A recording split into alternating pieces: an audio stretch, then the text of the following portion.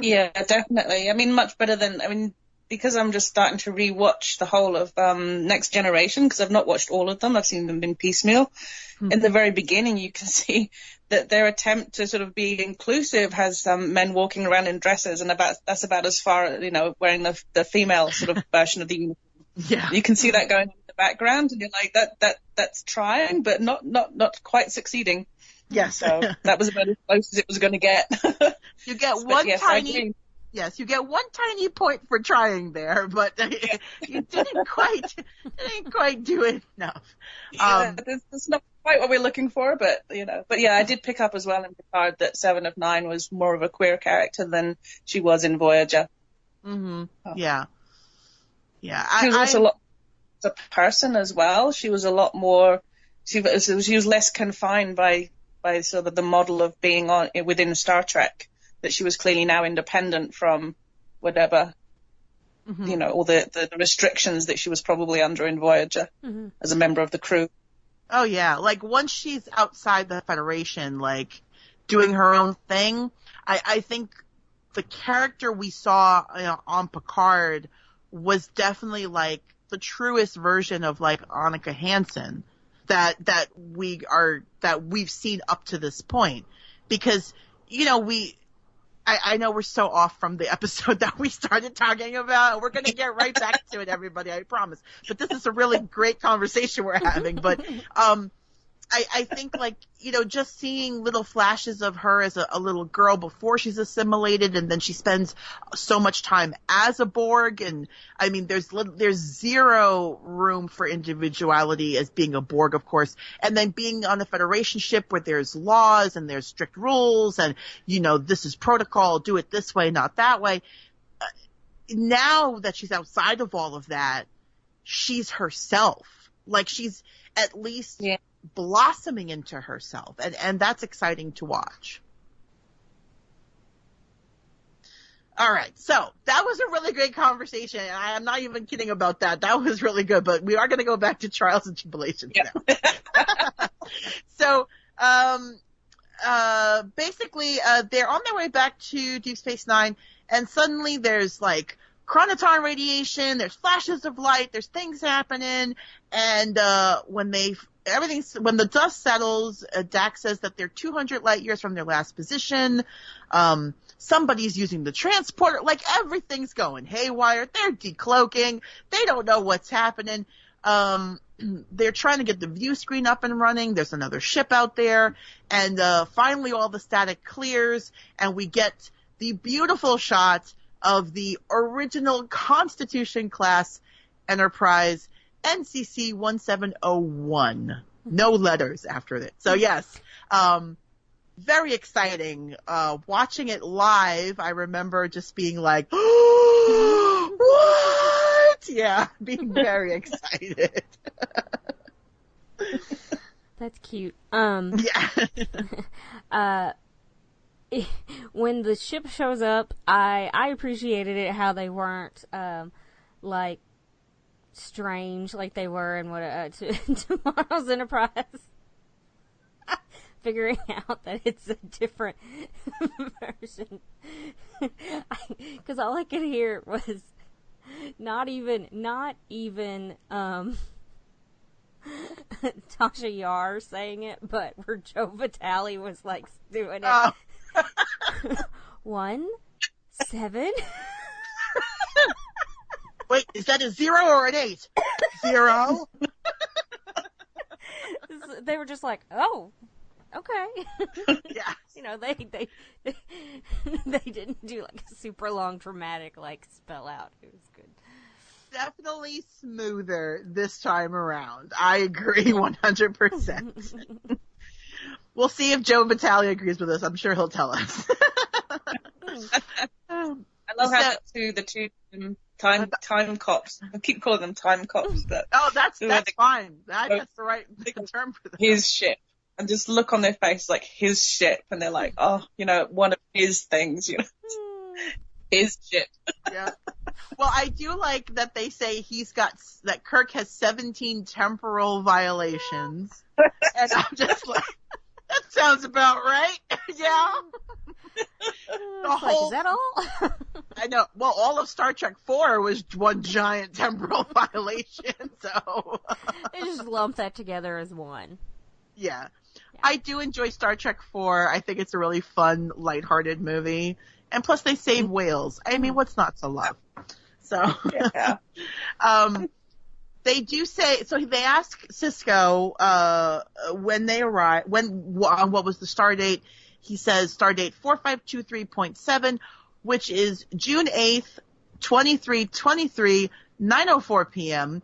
And the time cops, as Kay is appropriately calling them, say, oh yeah, 105 years, 1 month, 12 days ago, a Friday. And that is accurate because when I put that into the star date calculator, it said it was a Friday. So it was a Friday, everybody. Yeah. Attention to detail. I love that. Love it. And so I would hope that an episode that goes back in time and then gets an actor from the original episode that they're going back in time to would have that much detail when it comes to the star dates. 100% agreed. If you've gone this far, you should at least get the day of the week right. You got a 1 in 7 chance. Come on. Exactly. So Sisko says that the Enterprise was orbiting K7, which is one of the old deep space stations. There is some footage from the original series. It has been cleaned up and it has been like remastered and redone to make it look a little bit better of the Enterprise orbiting K7, which is pretty cool. So we've got some more exposition happening here. Here's the deal. Barry Waddle from Bensonhurst is not Barry Waddle. He is Arn Darvin, a Klingon altered to look human. And he specifically came aboard because he wanted to use the orb.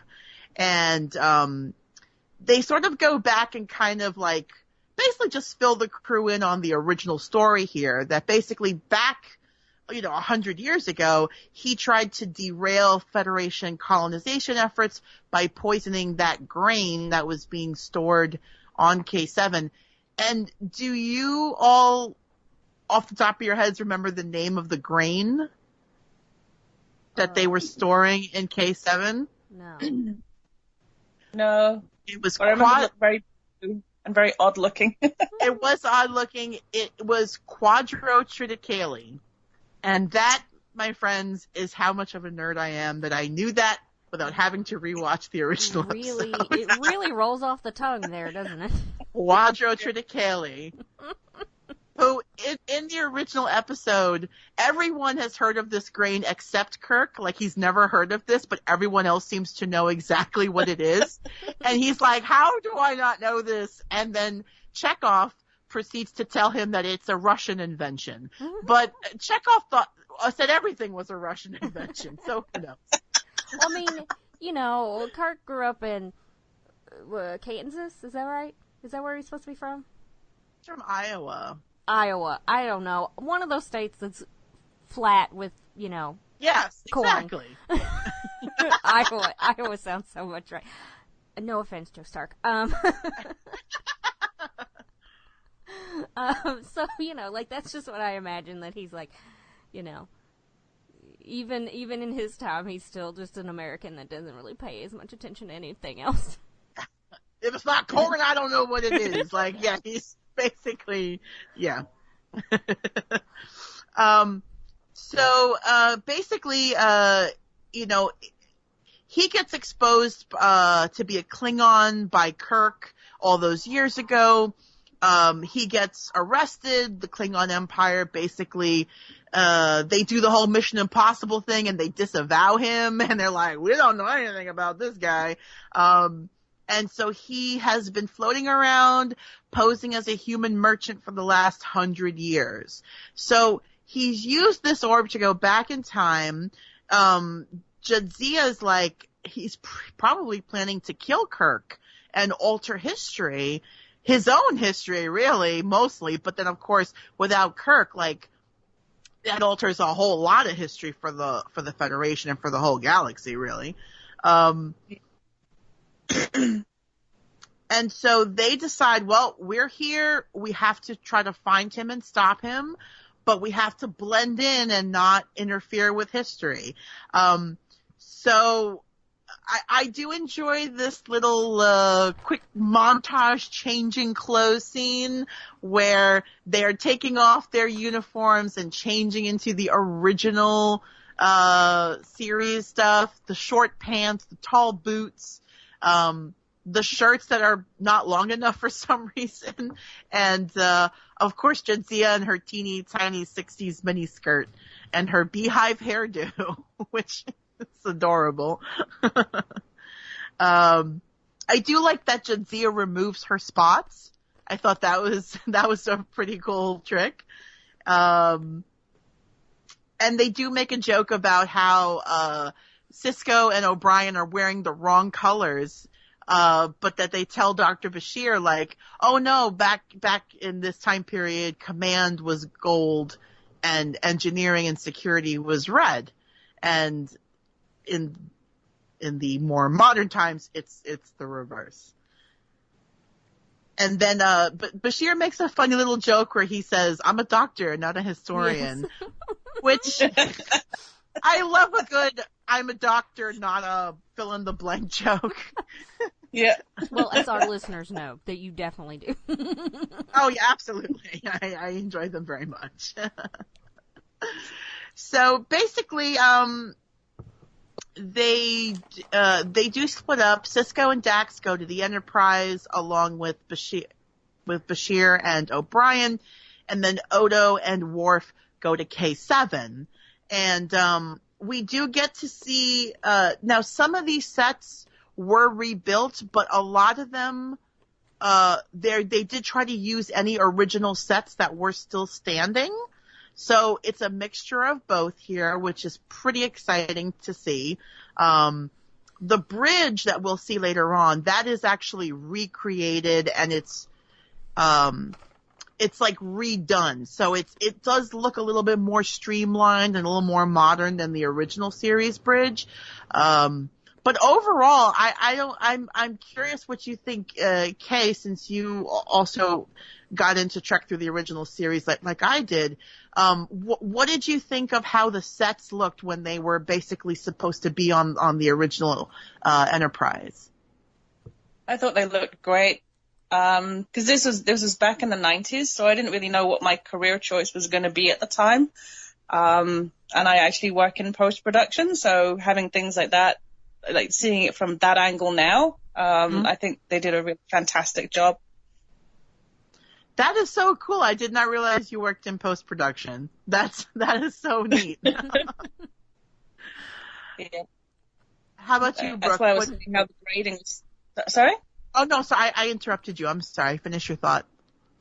Yeah, I was going to say that's why I was admiring how well they did the grading. There's actually a couple of clips on YouTube where they put the bar fight from DS9 next to the original, which is really worth everyone having a look at, because you can see that the original footage is a much paler. So they recolored it, regraded it, because they were both filmed.